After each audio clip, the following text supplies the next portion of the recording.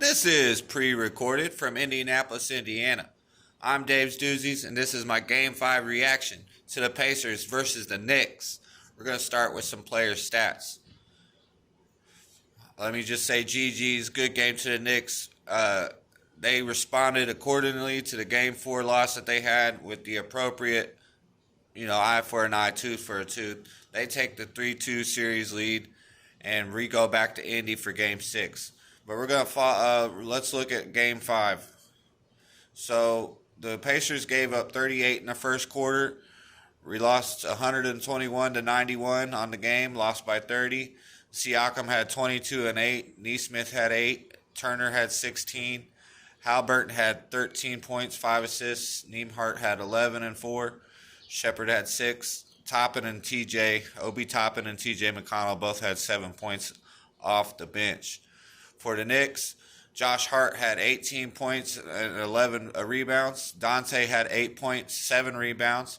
Hartenstein had 17 rebounds. 12 of those were offensive rebounds. 17 rebounds total, 7 points, 5 assists for Hartenstein. Jalen Brunson played 43 minutes, which I think is just kind of weird. I might talk about that more in a second. Jalen Brunson played outstanding. Was he? I thought he was hurt, though. Is he still hurt? We'll find out. But jokes aside, that's outstanding. Jalen Brunson's been playing outstanding. I give Jalen Brunson his flowers. I have nothing but respect for Jalen Brunson. So, you can watch any other media pundit if you want to watch 20 minutes of me, or not me, but anybody else dick riding Jalen Brunson. That's fair. That's fine. And, he deserves his flowers. He's done a great job. He's doing basically what Jimmy Butler was doing with the Miami Heat. So it's a lot like that. We've seen it before. No, I'm just playing. No, Jalen Brunson. I keep throwing shade because it's funny, but Jalen Brunson's been outstanding, man. He's been great. Miles McBride, is that how you say it? 40 minutes for McBride. 17 points and 5 rebounds.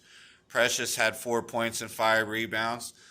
Alec Burks had 23 points, 23 minutes off the bench, 18 points. He was outstanding the last couple games. I don't think he's going to carry that over to next game, but I'll mention that in a minute.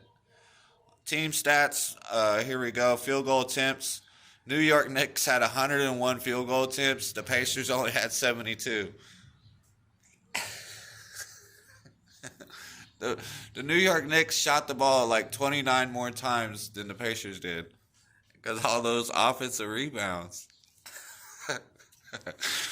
Field goal percentage. So the Knicks scored 121 points on a 46.5 field goal percentage.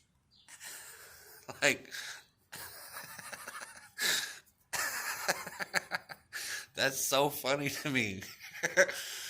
The Knicks couldn't stop getting offensive rebounds. The Pacers couldn't stop the Knicks from getting offensive rebounds. The three-point maids were even. The Pacers had 2 more free throw made and 3 more free throw attempts. The Knicks outscored the Pacers in total rebounds 53 to 29. They had 20 offensive rebounds to R5. So there was a lot of rebounding going on. And actually, before Game 5, they rattled off a stat. And before Game 5, the Pacers had actually had the most second chance points before Game 5. Because the Knicks' strength has been offensive rebound and second chance points all season long. So I just thought that was impressive. The Pacers had 18 turnovers to the Knicks' 9 turnovers. So that was another thing. We kept turning the ball over. We've actually been one of the best in the league taking care of the ball all season long. So a lot of things that we've been doing well, like field goal percentage, and we was actually doing a decent job rebounding with them and getting second chance points. We was doing a good job not turning it over. So all that, we was good at scoring in the paint, only 36 points in the paint. So just didn't do a lot of things well. I said before Game 5, it was not a death sentence for whoever won. games 4 and 5, it was as simple as what Marco D'Angelo says for Wager Talk. It's, no team is as good as their best game, and no team is as bad as their worst game. And we saw the Knicks and the Pacers. You could argue that the Pacers had their best game 4, and the Knicks just had their best game in game 5. 12 offensive boards from a player. Is that? I mean, are we gonna get? Come on, it's really almost unprecedented for one player to get 12 offensive rebounds. So that was pretty historic. That's pretty great. That's badass. Like, is that really gonna happen again? I mean, Hartenstein's going to get his offensive rebounds. I'm not saying he's going to stop getting offensive rebounds. We're talking about 12 of them. We're talking about 12. I mean, is he going to get 12 again? Seriously? I mean, if he does, that's it. That's all she wrote. McBride playing both sides of the floor, offense and defense. That's not going to translate at Indy.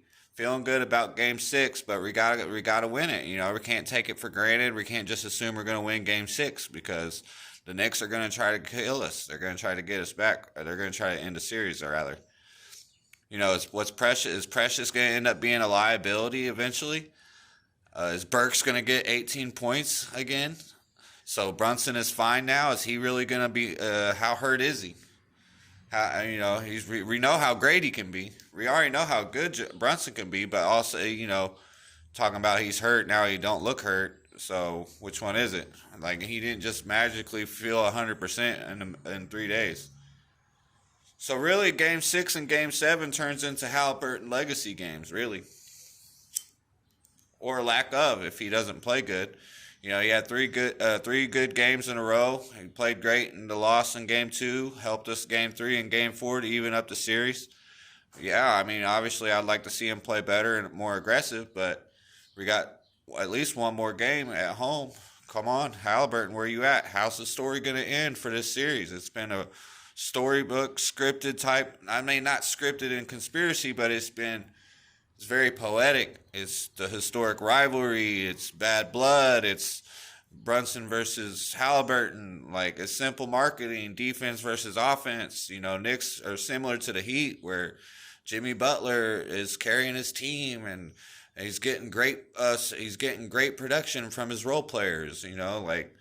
Who are the Pacers? We're about to find out who the Pacers are. Who are they? Who are they? You probably disrespect them, but we're going to find out if the disrespect is worthy or if the respect was missing or overblown. I mean, if the Pacers can't win Game 6, I think we suck. I mean, it'd still be a good season, but it would really feel like we suck. Like, we have to, if we can win Game 6, I'm not even mad if we lose Game 7. You know what I'm saying? If you get eliminated in the playoffs and you can say you won every home game, for a team that had 25, 35 wins, I ain't even going to, on the last 2 years before this year in the playoffs, not even going to hate on it. But if we lose Game 6, we suck, bro. Like, that's sad. Like, you could still say it was a good season, but it'd still be disappointing if we can't even at least take these Knicks to 7 games. If we lose in New York, we lose in New York for whatever reason. I'd like to think they're going to be competitive games. I think with both teams having blowouts, I think we're going to get closer to what we saw the first 3 games in the series. As far as who's going to close the game in the fourth quarter. I'm excited. I'm not ready. I know, we're facing elimination now. Our backs are against the wall now. Stand up, Pacers. Let's go. I believe in us. Revved up. Halliburton, Game 6. Let's go. Let's get this back to Madison Square Garden for Game 7, baby. Let's fucking go. Go Pacers.